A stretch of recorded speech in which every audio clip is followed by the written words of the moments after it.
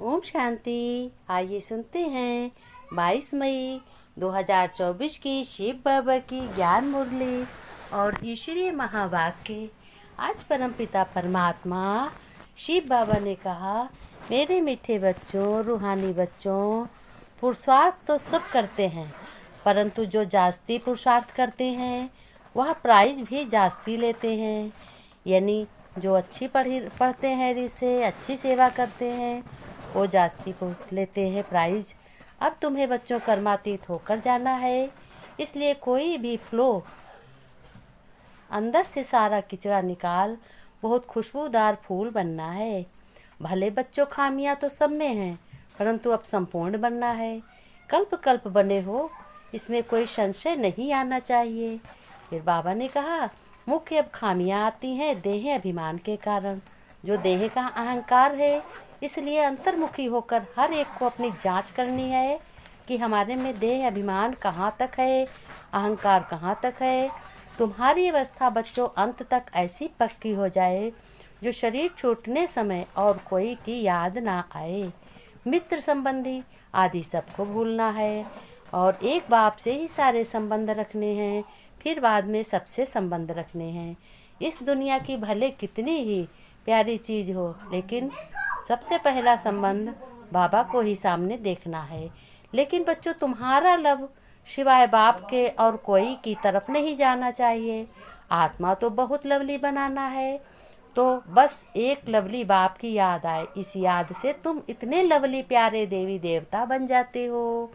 बाबा ने कहा, जो लास्ट समय तक भी तुम्हारी पूजा होती रहती है, द्वापर से तुम्हारी पूजा होती। जैसे बाप ने तुम बच्चों का ज्ञान से श्रृंगार किया है, ऐसे तुम्हें औरों को करना है, सबको बताना है। सर्विस के लायक बन बहुत हड्डी सर्विस करनी है, तभी बाप दादा दोनों के दिल पर चढ़ सकते हैं।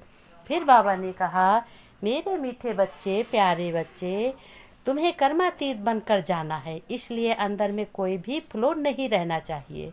अपनी जांच कर कमियां निकालते जाओ। ये ज्ञान दूसरों को भी सुनाना है। अपने घर गृहस्थ में रहते हुए सभी से प्यार मोहब्बत से रहना, सबसे संबंध रखना, लेकिन एक बात का ध्यान रखना, बाबा को पहले आगे करना, पहले याद करना। प्रश्न में बाबा ने कहा कि इस अवस्था में जाने की मेहनत नहीं लगती, इसका क्या पुरुषार्थ है। इन आँखों से बच्चों, उत्तर बाबा ने कहा, इन आँखों से देखने वाली कोई भी चीज़ सामने ना आए, देखते भी ना देखो, देह में रहते देही अभिमानी रहो। ये अवस्था जमाने में टाइम लगता है। बुद्धि में सिवाय बाप और घर के कोई वस्तु याद ना आए, इसके लिए अंतर्मुखी हो, अपनी जांच करनी है, अपना चार्ट रखना है कि हमें कोई गलती तो नहीं की है।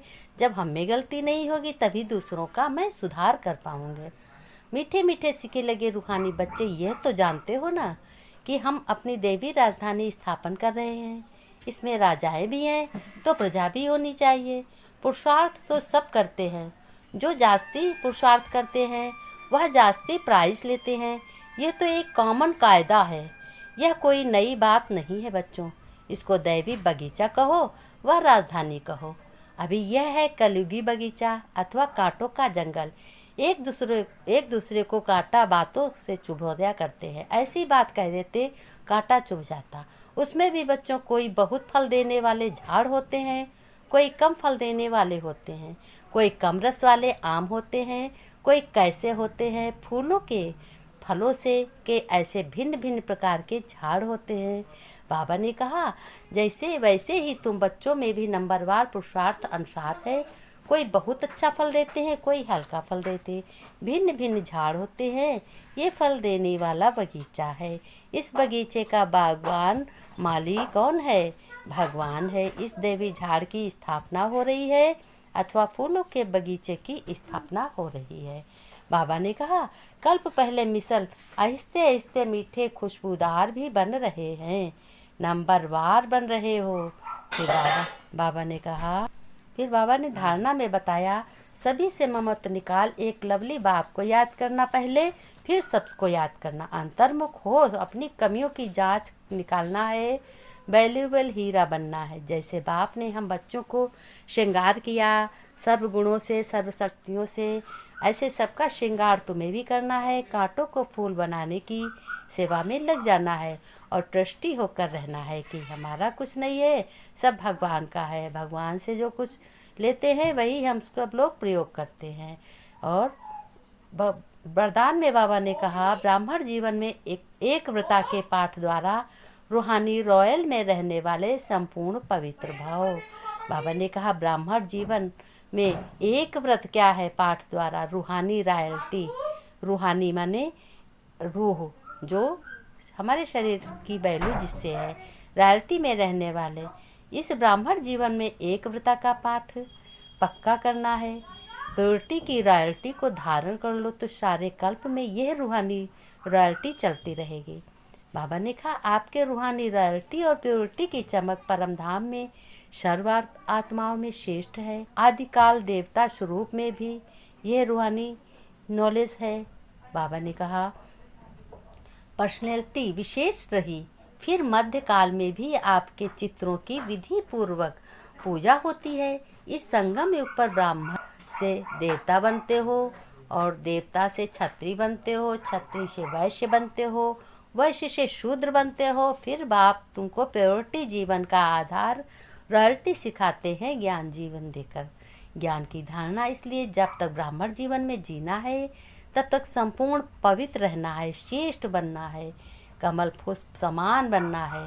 बाबा ने कहा घर गृहस्थ में बिल्कुल भी किसी को दुख नहीं देना है, सबको प्रेम पूर्वक से एकता का पाठ सिखाना है और आत्मा का पाठ सिखाना है और सभी को युक्ति बतानी है। स्लोगन में बाबा ने कहा आप सहनशीलता के देव और देवी बनो तो गाली देने वाले भी गले लगाएंगे। फिर बाबा ने देखो कितना अच्छा सा स्लोगन दिया है, जो गाली देगा वो भी तुमको प्यारा लगेगा, वो तुम्हें गले लगाएगा। सहनशीलता हर चीज़ की सहन होती है। बाबा ने कहा हम रूहानी बच्चों को रूहानी बाप दादा की याद प्यार नमस्ते नमस्ते गुड मॉर्निंग बच्चों। हाँ हम रूहानी, फिर बच्चों ने नमस्ते की, हम रूहानी बच्चों की रूहानी बाप दादा को याद प्यार नमस्ते नमस्ते गुड मॉर्निंग बच्चों। गुड मॉर्निंग बाबा, ओम शांति। प्यारे बाबा, मीठे बाबा, सिक्की लगे बाबा, ओम शांति बाबा, शिव बाबा। बच्चों ने कहा ओम शांति बाबा, ओम शांति।